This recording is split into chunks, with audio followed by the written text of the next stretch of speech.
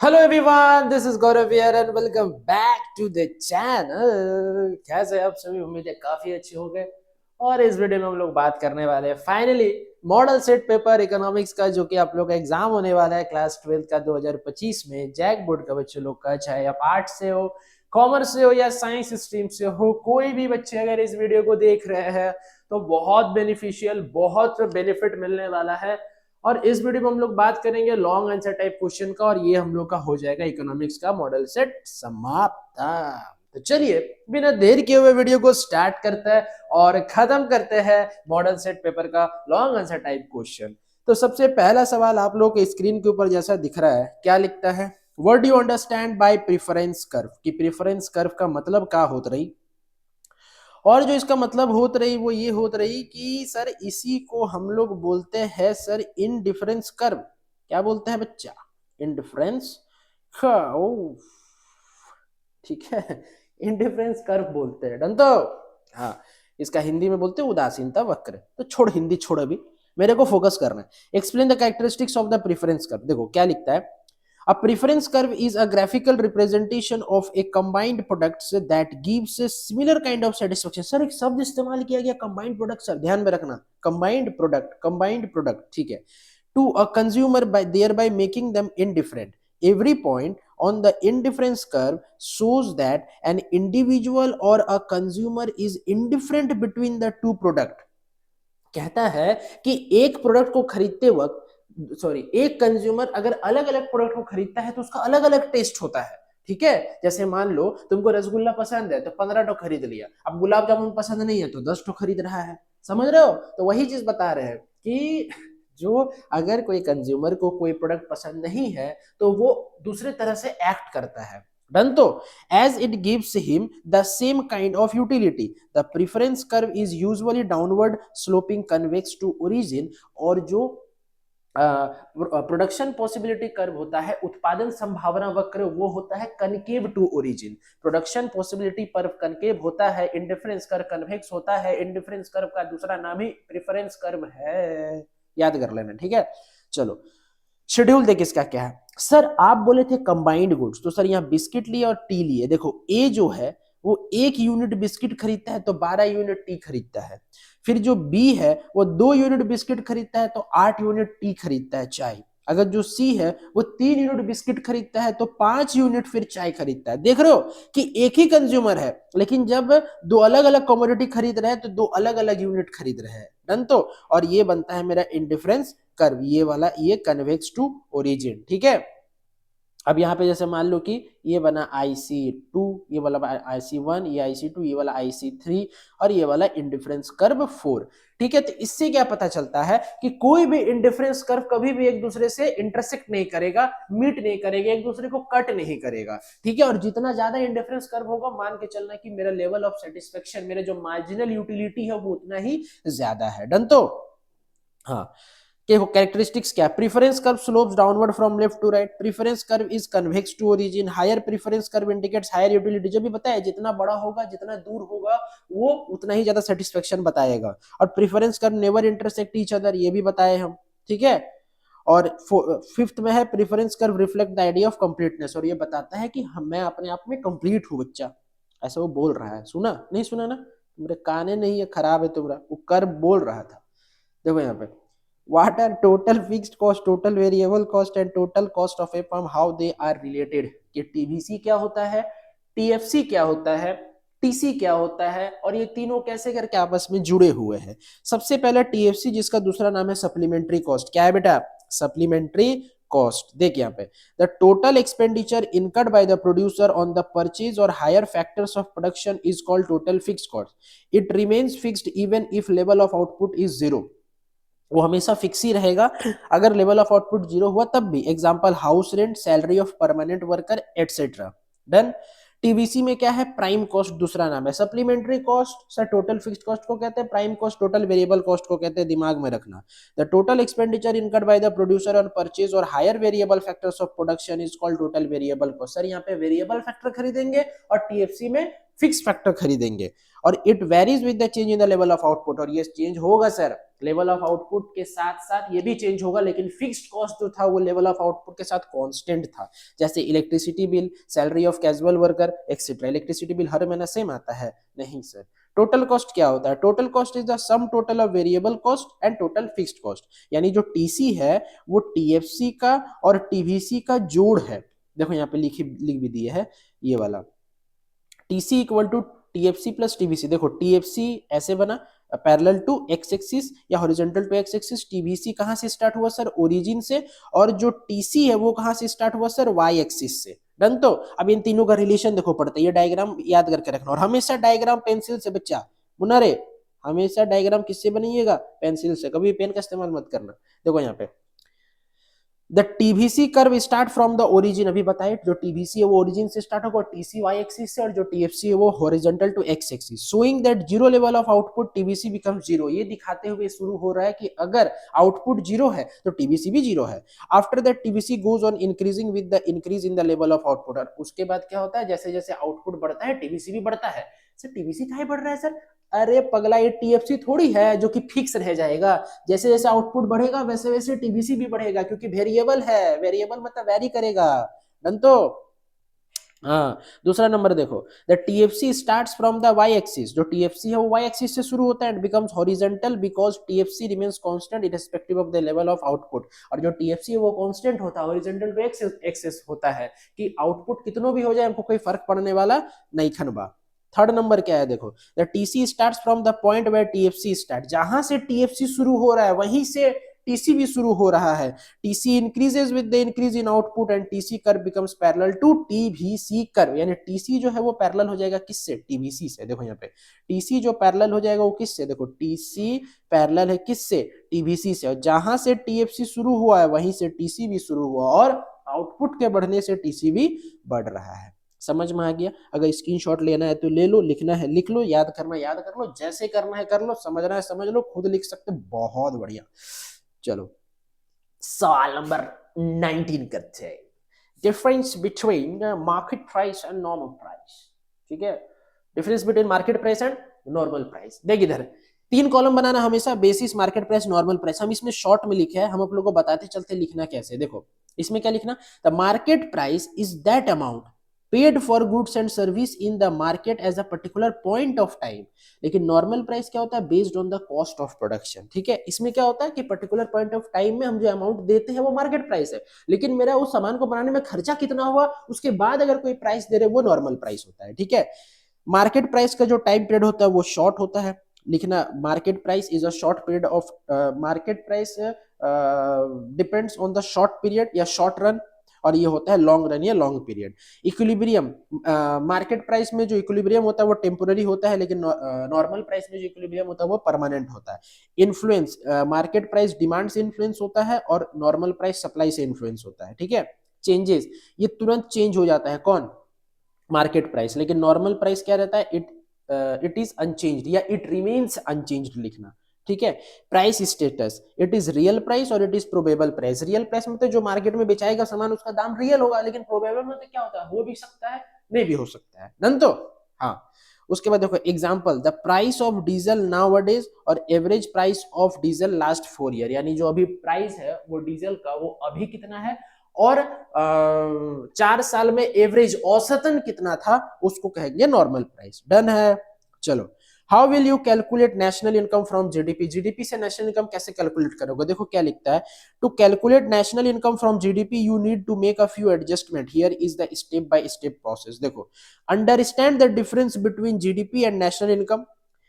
सबसे पहला स्टेप ये है, देखो GDP measures the total value of goods and services produced with in the country's border, while national income measures the total income earned by a country citizen. National income calculate करता है कि total income कितना है। ठीक है, और जो GDP है मेरा वो ये बताता है कि एक साल के अंदर एक अकाउंटिंग ईयर में कितना प्रोडक्शन हो रहा है। स्टेप नंबर 1 क्लियर हो गया। स्टेप नंबर 2 देखो क्या, calculate GDP. GDP MP equal to C plus I plus G plus X minus M, यानी सी से होता है कंजम्पशन एक्सपेंडिचर, आई से इन्वेस्टमेंट एक्सपेंडिचर, जी से government expenditure, X minus M से नेट एक्सपोर्ट। फिर से सी से कंजम्पशन, आई से इन्वेस्टमेंट, जी से गवर्नमेंट, इसका मतलब नेट एक्सपोर्ट। और एक होता है सर, सी से होता है प्राइवेट या पर्सनल फाइनल कंजम्पशन एक्सपेंडिचर। लिखो, कॉपी निकालो और लिखो, बता देते हैं।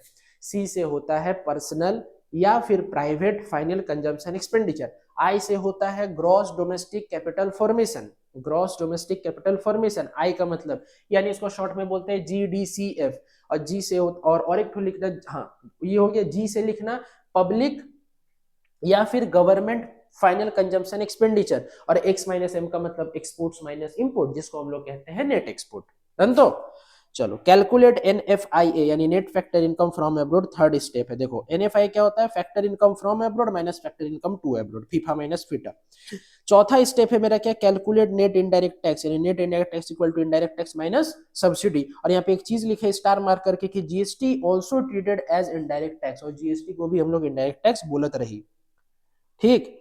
उसके बाद 5 number, calculate net national product at factor cost. देखो एनएनपीएफ से निकालना है, नेशनल इनकम निकालना है। देखो GDP minus depreciation plus NFI minus NIT, और यही फॉर्मूला का इस्तेमाल करके एक एग्जांपल भी सॉल्व करवाया है, उसको जरा देखना क्या है एग्जांपल। जैसे कि आप लोग देख रहे हैं एग्जाम्पल, इन हाइपोथेटिकल इकोनॉमी जीडीपी 300 करोड़ है, इनडायरेक्ट टैक्स 20 करोड़ है, सब्सिडी 50 करोड़ है, consumption of fixed capital he depreciation का दूसरा नाम होता है 30 करोड़, इसको भी ध्यान रखना, इसीलिए इसको लिखे हैं कंजम्पशन ऑफ फिक्स्ड कैपिटल, नहीं तो हम डेप्रिसिएशन भी लिख सकते हैं डायरेक्ट, लेकिन हमको तुमको सिखाना है, ठीक है, इसीलिए।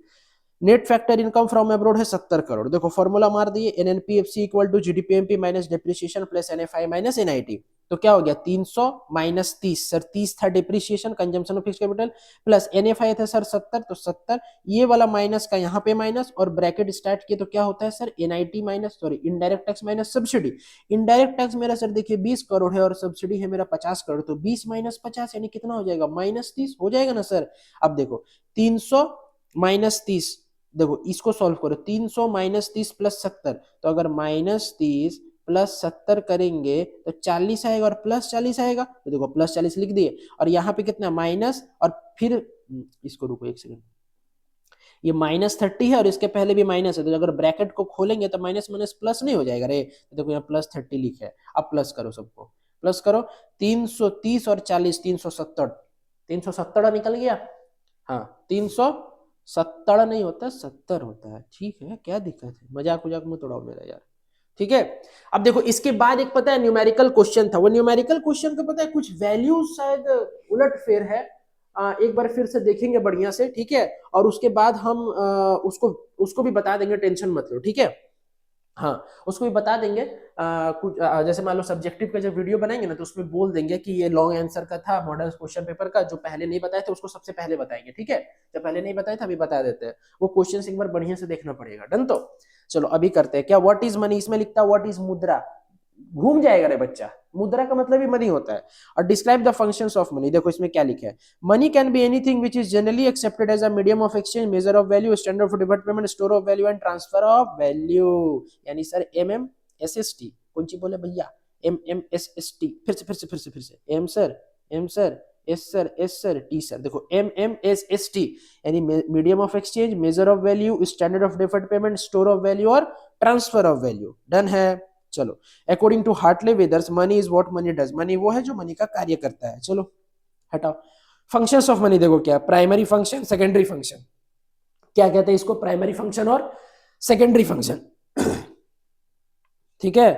अब देखो आगे, प्राइमरी फंक्शन में आता है मेरा क्या, मीडियम ऑफ एक्सचेंज और मेजर ऑफ वैल्यू, और सेकेंडरी फंक्शन में standard of different, store of value और ट्रांसफर ऑफ वैल्यू, ठीक है। मीडियम ऑफ एक्सचेंज क्या होता है, कोई भी अगर ट्रांजैक्शन करते हैं उसके लिए अगर हमको पेमेंट करना है तो मनी एक माध्यम बनता है किसका, पेमेंट का, एक्सचेंज का, यानी कि विनिमय का माध्यम बनता है, ठीक है। It is most essential function of money, money has the quality of general acceptability, so all the exchanges takes place in terms of money. इतना ही दूर तक लिखना, कोई दिक्कत नहीं है, ठीक है, जहां तक हम टिक कर रहे हैं। उसके बाद major of value, major of value यहां से यहां तक, ठीक है, और यहां से यहां तक। देखो money as a measure of value means that money works as a common determinant in which the value of all goods are expressed. This function facilitates maintenance of business account which would be otherwise impossible. money एक माध्यम है, किसका पता है किसका माध्यम है, money एक कॉमन माध्यम है, कॉमन यूनिट है, ठीक है। अगर 40 रुपए किलो चावल खरीद रहा है ना हो तो हम भी रुपया में ही खरीदेंगे, हम एक बकरी लेके नहीं खरीदेंगे, समझ गया ना, या 1 किलो आलू देकर के 1 किलो चावल नहीं खरीदने वाले हैं, समझ गया। हाँ सेकेंडरी फंक्शन देखो क्या, स्टैंडर्ड ऑफ डेफर्ड पेमेंट, इसको पता है कहाँ से कहाँ तक लिखना है, इसको यहाँ से यहाँ तक लिखना है। Money as a standard of deferred payment दिख रहा है, नहीं दिख रहा होगा, देखो तो अब दिख रहा होगा शायद थोड़ा थोड़ा। Money as a standard of deferred payment means that money act as a standard of payment or which are to be made in future. Every day millions of transactions takes place in which the payments are not made immediately. Money encourages such transaction and helps in capital formation and economic development of the economy. देखो deferred शब्द का मतलब होता है कि future में अगर आप किसी से उधार लीजिएगा तो उसको अगर मान लीजिए आप पैसा उधार ले रहे तो पैसे नहीं दीजिएगा, ऐसा तो नहीं कि 2 बोरा चावल देकर के आए उसका घर में, पैसा लिए तो पैसा देंगे। डेफर्ड का मतलब क्या सर, फ्यूचर, सर फ्यूचर में पेमेंट करेंगे, डेफर्ड पेमेंट, तो फ्यूचर में पेमेंट किसमें करेंगे, जब हम उधार लेंगे पैसा तो पैसा ही पेमेंट करेंगे सर। उसके बाद है क्या, स्टोर ऑफ वैल्यू, देखो स्टोर ऑफ वैल्यू क्या है, यहां से लेकर के तू लिखना पता है कहां तक, यहां से लेकर के तू लिखना यहाँ तक convenient way. Money as a store of value means that money can be used to transfer purchasing power from present to future. Money is a way to store wealth, हम मनी को क्या कर सकते हैं, स्टोर कर सकते हैं। Although wealth can be stored in forms also, but money is the most economical and convenient way. एक बिल्डिंग है, बिल्डिंग को लॉकर में घुसा सकता है बैंक का, नहीं घुसा सकता है, लेकिन वही बिल्डिंग को बेच करके अगर पैसा मिल जाए तो पैसा को तो घुसा सकते हैं, यानी मनी को स्टोर करना ज्यादा इजी है, इजी है ना रे। हाँ अब देखो contingent function of money, distribution of national income, distribution of national income, national income को डिस्ट्रीब्यूट करना किसके किसके बीच में, गरीब और अमीर के बीच में, यानी इकोनॉमी में जितने भी लोग रह रहे हैं उन सब के बीच में डिस्ट्रीब्यूट करना है। According to land, labour, capital, entrepreneur के बीच में भी, यानी डिफरेंट फैक्टर्स ऑफ प्रोडक्शन और between the different people in the different sectors of the economy. Done. तो दूसरा वाला देखो, मैक्सिमाइजेशन ऑफ सेटिस्फेक्शन, मनी क्या होता है ना, सेटिस्फेक्शन को मैक्सिमाइज करता है, क्यों, क्योंकि सबके लिए प्राइस सेम होता है। जैसे मान लो कि हम दुकान में गए और मेरे साथ और एक बंदा आया उधर दूसरा तरफ से, वो बोले 1 किलो चावल दीजिए, हम बोले 2 किलो चावल दीजिए, तो हमको बोला 2 किलो चावल का 80 रुपया और उसको बोला 1 किलो चावल का 40 रुपया, यानी वो भी 1 किलो 40 रुपए में खरीदेगा और हम भी 1 किलो चावल 40 रुपया में खरीदेंगे, यानी प्राइस जो है वो सेम, इससे क्या होता है, सेटिस्फेक्शन बढ़ेगा। ठीक है। बेसिस ऑफ क्रेडिट क्रिएशन, जो कमर्शियल बैंक क्रेडिट क्रिएट करता है ना, एगो टेबल था याद है, डिपॉजिट, लोन और सीआरआर, यहाँ डिपॉजिट, यहाँ लोन, यहाँ सीआरआर और यहाँ पे होता था मेरा स्टेप्स। ठीक है, ये था process of credit creation bye commercial bank. तो जब भी क्रेडिट क्रिएट करता है ना तब भी मनी को आना ही पड़ता है बीच में। ठीक है, उसके बाद प्रोडक्टिविटी ऑफ कैपिटल, ठीक है, क्या है productivity of capital, bearer of option, guarantee of solvency. इसको एक बार पढ़ लेना बढ़िया से, स्क्रीनशॉट लेना, स्क्रीनशॉट ले लो, ठीक है, बढ़िया से पढ़ लेना, समझ में आ जाएगा और इसी तरह से आप लोग आंसर लिख देना जाकर के। 3 पॉइंट को एक्सप्लेन करना, बाकी 3 पॉइंट ऐसे ही कर छोड़ देना या फिर थोड़ा थोड़ा समझ लेना। ठीक है, उसके बाद हो जाएगा, या फिर 3 पॉइंट ऐसे में लिख करके छोड़ सकते हो, कोई बहुत बड़ा इशू नहीं होने वाला है। डन। तो चलिए मिलते हैं नेक्स्ट वीडियो में। Till then bye bye, wish you all the very best for your exam, keep growing and keep learning. और इसके बाद जो वीडियोस आएंगे इकोनॉमिक्स का वो काफी ताबड़तोड़ होने वाला आप लोगों के लिए, और आप लोग का तैयारी को चार चांद लग जाएगा, क्योंकि इस बार जो इकोनॉमिक्स का इंपॉर्टेंट क्वेश्चंस का मैं लिस्ट बना रहा हूं वो बहुत ज्यादा इंपॉर्टेंट होने वाला है। मतलब गारंटी लिख लो कि क्वेश्चंस भिड़ेगा ही भिड़ेगा जो बताएंगे। ठीक है, चाहे वो मल्टीपल हो चाहे वो सब्जेक्टिव हो। डन। तो और ऐसे करके हर एक पेपर का होगा। अच्छा, इंग्लिश का जो प्रिपरेशन है वो मैं करवा रहा था, ठीक है, बीच में एक दो तीन दिन शायद वीडियो नहीं आया था, अब फिर से इंग्लिश का भी शुरू हो जाएगा। नोटिस राइटिंग का वीडियो आ गया, इसके बाद नोट मेकिंग, समरी राइटिंग, उसके बाद तुम्हारा article, report, letter, job application, सारा पूरा रीडिंग सेक्शन का जो एडवांस राइटिंग स्किल है वो सब कुछ हम वीडियो करवाएंगे, एकदम टेंशन नहीं लेना है। ठीक है, और मेरे चैनल में जुड़े रहने के लिए सब्सक्राइब कर लेना यार, ठीक है, और एक लाइक कर देना यार, हर एक टीचर मेहनत कर रहा है आप लोगों के लिए। ठीक है, एक लाइक के चक्कर में एक बढ़िया सा सुंदर सा प्यारा सा कमेंट कर देना, ठीक है, ताकि अच्छा भी लगे कि हाँ यार इतना मेहनत करे तो कोई देख भी रहा है। ठीक है, तो अच्छा लगता है। शेयर करो अपने सारे दोस्तों तक, ठीक है, शेयर करने में क्या जाता है, कोई पैसा तो लगता नहीं है। ठीक है, तो यही टीचर पता है यही लालच में जीता है कि उसका जो स्टूडेंट है उसका जो वीडियोस है देख करके लाइक आएगा, कमेंट आएगा, शेयर करेगा। ठीक है, इसी के चक्कर में वो जी रहा है यार। ठीक है, तुम लोग ऐसा करेगा तो कैसे होगा बता, तुम लोग के लिए हर एक टीचर आज मेहनत कर रहे हैं, हर एक टीचर। बोर्ड एग्जाम आप लोग को एग्जाम नहीं होता है, टीचर का भी परीक्षा होता है उसमें, समझे। इस एग्जाम में हम लोग को भी पता चलता है कि हम लोग भी कितना जानते हैं और नहीं जानते हैं, समझ गया ना। तो इसीलिए चैनल में बने रहो और सब्सक्राइब करते चलना, शेयर करते चलना, लाइक करते चलना, कमेंट ठोकते चलना। ठीक है, हाँ। अच्छा, और एक बात बता रहे हैं कि जो इंग्लिश वाला जो कोर इंग्लिश कोर का एग्जाम होने वाला आप लोग का 13 और 14 फरवरी के लिए, उसके लिए भी वीडियोस रेगुलर आएंगे। ठीक है, और जो हिंदी मीडियम वाले स्टूडेंट है, यानी बोल देंगे कि सर ना इंसाफी कर दिए, हिंदी मीडियम के लिए भी अलग से वीडियो अपलोड होगा सब्जेक्टिव का, तो टेंशन नहीं लेना है। ठीक है, टेंशन नहीं लेना है एकदम, बिल्कुल भी टेंशन मत लो, 1 या 2 दिन के अंदर ही हिंदी वाला भी अपलोड होना शुरू हो जाएगा, ठीक है, डन। तो चलिए मिलते हैं नेक्स्ट वीडियो में, बाय बाय, टेक केयर।